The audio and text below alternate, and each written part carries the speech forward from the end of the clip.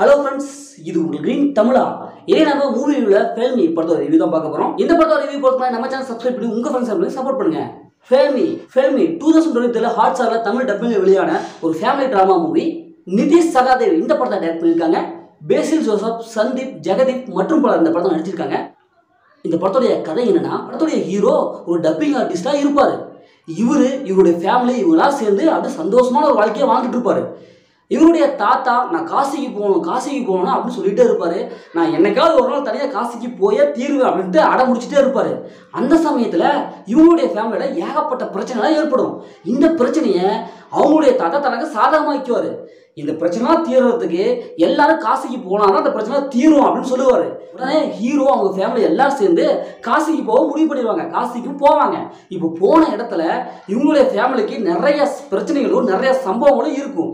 இப்போ இந்த சூழ்நிலை இவங்க ஃபேமிலி எப்படி இந்த பிரச்சனையிலேருந்தும் சம்பவத்திலேருந்து எப்படி தப்பிக்கிறாங்க, இறுதியில் என்ன ஆச்சு அப்படிங்கிறதான் இந்த படத்துடைய ஒன்லைன்.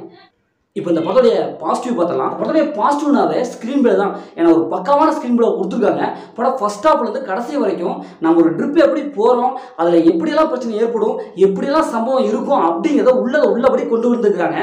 அது ஃபர்ஸ்ட் ஹாப்ல காமெடியாக கொண்டு வந்துருக்காங்க. காமெடி செம்மையாக எடுப்பட்டுருக்கு. அந்த ஹீரோ பண்ணுற காமெடியாக நம்ம வாய்விட்டு சிரிக்கிற அளவுக்கு இருக்குது. அந்தளவுக்கு ஒரு தரமான ஒரு ஸ்க்ரீன் பிளே கொடுத்துருக்காங்க. ஹீரோ மட்டும் இல்லாமல் படத்தில் இருக்கிற எல்லாருமே எல்லா கேரக்டருக்கும் ஈக்குவல் கொடுத்துருக்காங்க. அதனால் எல்லாரும் செம்மையாக ஸ்கோர் பண்ணுறாங்க. ஹீரோ காமெடி ஒரு பக்கம் காமெடி பண்ணுறாரு, அவங்களோட தாத்தா ஒரு பக்கம் காமெடி பண்ணுறாரு. இப்படி எல்லா கேரக்டரும் இம்பார்ட்டண்ட்டாக இருக்குது. அதனால் நம்ம ஈஸியாக ஃபாலோ பண்ண முடியுது. படத்துடைய எமோஷனல் சீன்ஸ் ஈஸியாக கனெக்ட் ஆகுது. காமெடி தான் சூப்பராக இருக்குன்னா எமோஷனலும் செம்மையாக இருக்குது. படத்துடைய மியூசிக் செம்மையாக இருக்குது. தரமான ஒரு மியூசிக் கொடுத்துருக்காங்க. அதே மாதிரி படத்துடைய சினிமோட்டோகிராஃபிக் இவங்க காசிக்கு போகிற இடம் வெவ்வேறு லொக்கேஷனில் வெவ்வேறு இடம்லாம் காமிப்பாங்க. அந்த இடம்லாம் சும்மா அழகாக செம்மையாக காமிப்பாங்க. அந்தளவுக்கு ஹை குவாலிட்டி விஷுவல் கொடுத்துருப்பாங்க. கேமராவும் சும்மா பக்காவாக இருக்குது. படத்துடைய தமிழ் டப்பிங் செம்மையாக இருக்குது. ஒவ்வொரு கேரக்டருக்கு அந்த தமிழ் டப்பிங் வச்சு கொடுத்துருக்காங்க. இப்போ இந்த படத்துடைய மைனஸை பார்த்தலாம். மைனஸ்னாவே ஒரு சில சீன்ஸாக ப்ரெடிக்டபுளாக இருக்குது. ஏன்னா இது மாதிரி ஒரு சில படங்கள்லாம் நம்ம பார்த்துருக்குறோம், பார்த்து பழக்கப்பட்ட அதே கதை தான். ஆனால் பெருசாக ஒன்றும் இல்லை. ஏன்னா அவங்க ஸ்க்ரீன் பிளே வாய்ஸ் ஒரு சூப்பரான ஸ்க்ரீன் பிளே கொடுத்ததால அந்த ஒரு சில சின்ன மைனஸ் தான். பெரிய மைனஸில் எதுவுமே இல்லை. படம் பார்க்குறதுக்கு அவ்வளோ நீட்டாக சூப்பராக இருக்குது. ஆனால் கிளைமேக்ஸ் கொஞ்சம் சொதப்பிட்டாங்க. நான் நார்மலாக வழக்கமான ஒரு கிளைமேக்ஸை முடிச்சுட்டாங்க. ஏன்னா ஃபர்ஸ்ட் ஹாஃப் ஸ்டார்ட் பண்ணுறது ஓகே தான். ஃபர்ஸ்ட் ஹாஃப் கொஞ்சம் ஸ்லோவாக ஸ்டார்ட் பண்ணுறாங்க.